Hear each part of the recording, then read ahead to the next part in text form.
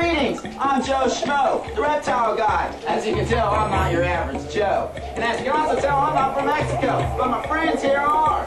Now I'm having a bad hair day. They're having a no hair day. And today we're going to learn how to take care of your bald friends, the green iguana. And what better place to learn than in a classroom? These guys can't wait to get there. How about you? Let's go. Hello, class. Today we're going to learn about teacher's pet. Teacher's pet is an iguana. This guy's name is Tigger. My best way to learn is to ask questions. What kind of questions do we got for Mr. Schmo today? Go ahead, Brad. How do iguanas protect themselves?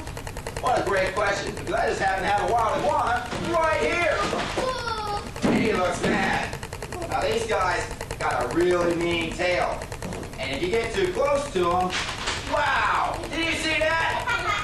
And if that fails, and you're still dumb enough to get close to them, they got these mean claws. And look at that mouth! Wow! I wouldn't dare stick my finger in there. It'd be lunch meat. Due to technical difficulties, class is dismissed. Hey, but that dude's still gonna teach you something. Watch this.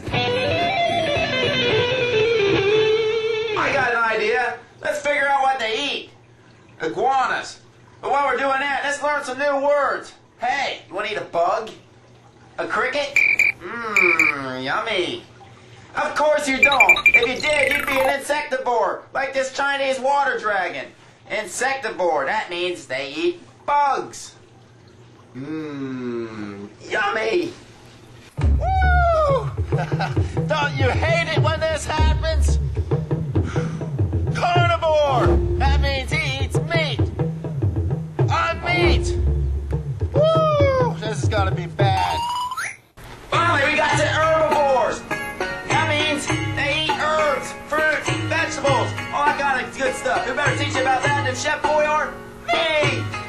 Hey, you want to eat some, I don't know, raw mustard green? Nasty! They love it though. Don't ever give this. This is lettuce. It don't have nothing good for them in it. Same thing with spinach. Spinach is good for us, but it's not good for them because it robs them of their calcium. Kale, great for them. Mustard greens, great for them. Collard greens, great for them. Every once in a while, you can give them a tomato. Tomatoes. The list is so long, I had to include a list in your DVD. Go take a look. Now you know what they eat. Let's figure out how to feed them. See, this is way too big for a little iguana. You're gonna have to chop it up. Don't lose your fingers, though. You need them. Best way is take a pair of scissors and cut it up in little pieces. Now when you're done with that, spray it down with water. Hey, while you're spraying that down, go spray your iguana down too because he loves it. Then when you're done with that, sprinkle calcium on it. Now if you can't find any calcium, what you do is go down to the bird shop or something, get you a kettle bone, and just rub kettle bone all over it with a knife or something. It'll rub off on it. It's the same thing, just as good. Now you know what they eat, how to feed them. That's it. Psst. You want to hear a secret? Do you want to know what the best part about having a pet is? You gotta think about that. That ain't no secret, silly. It's petting it. So let's learn how to pet handle it. Hold your pet iguana, your little amigo. Best way is pick them up by the belly, like this. Set them on your arm. Put your hand around their chest cavity. Just pet them down. They like their head rubbed down too. It calms them down. Don't ever pick them up like this. Always got a firm grip on them. Don't ever pick them up like this. They don't like it. Don't ever grab them by the tail. Remember, it'll break off and they hate that.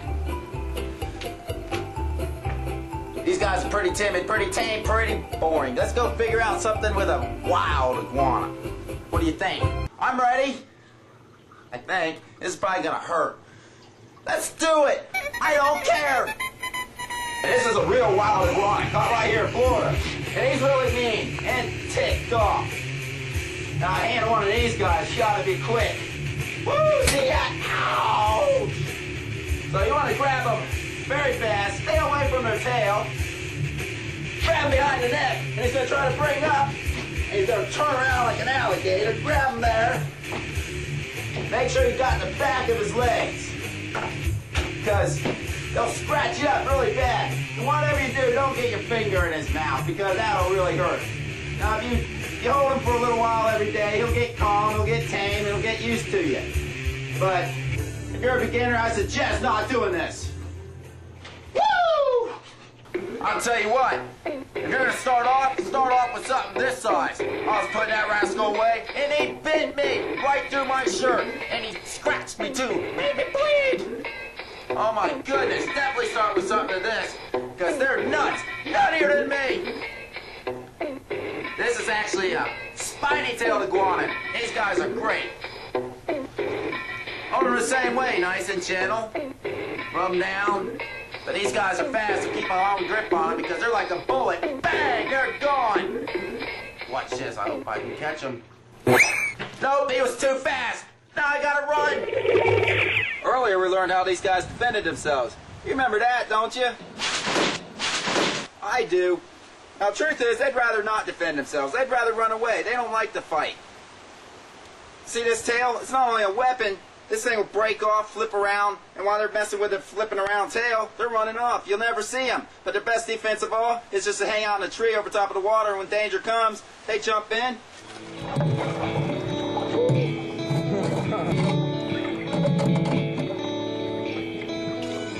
These guys are master swimmers. Look at that. As you can see, these guys are great swimmers. If they got in the water, you'd never be able to catch them. You know what's ridiculous gonna happen? Not here, huh? They didn't see this one coming. Right out of left field. Blue guy over a toilet. I ain't feeling a little blue today. So you're iguana if you don't change his cage at least once a week. Be like you living in your toilet. Nasty! Oh, yeah, that makes him sick and you sick too. He's in there walking all in his poo and he scratches you too and gets poo in you. Ew! So do everybody a favor and just change the cage once a week. Otherwise you're going to be doing a lot of this. I am so sorry you had to see that. A little out of control. Totally inconsiderate on my half. In all due respect, I apologize again. Blue guy over a toilet talking about poop. They always said I wasn't right, and I ain't gonna prove them wrong. That brings us to a good common question of what's a common illness of the common iguanan.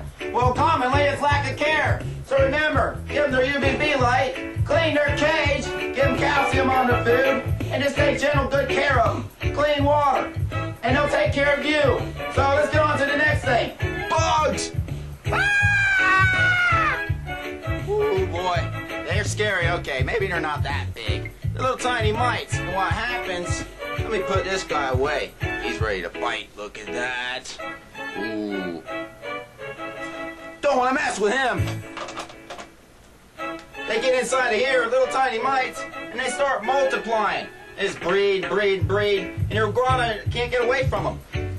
So it's a major problem. I know it bugs the heck out of you. No, not working for you. Sorry, bad joke. Anyhow, you gotta take everything out of that cage. All the bedding, all the climbing stuff, and then spray the whole cage down with flea and tick repellent. You should be able to get it from your pet store. They'll have something there, I'm sure. Anyhow, then you gotta put all new bedding down. Spray that all down too. Let it dry completely before you put your iguana back in there. Now the cage to take care of, you're gonna take care of the iguana. Get yourself a big container big enough for the iguana to fit in there. Fill it up till it's about up to his back.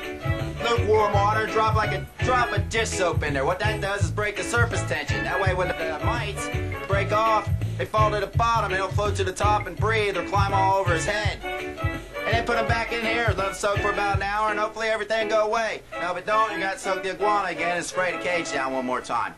But that's pretty much it. Hopefully you won't have this problem.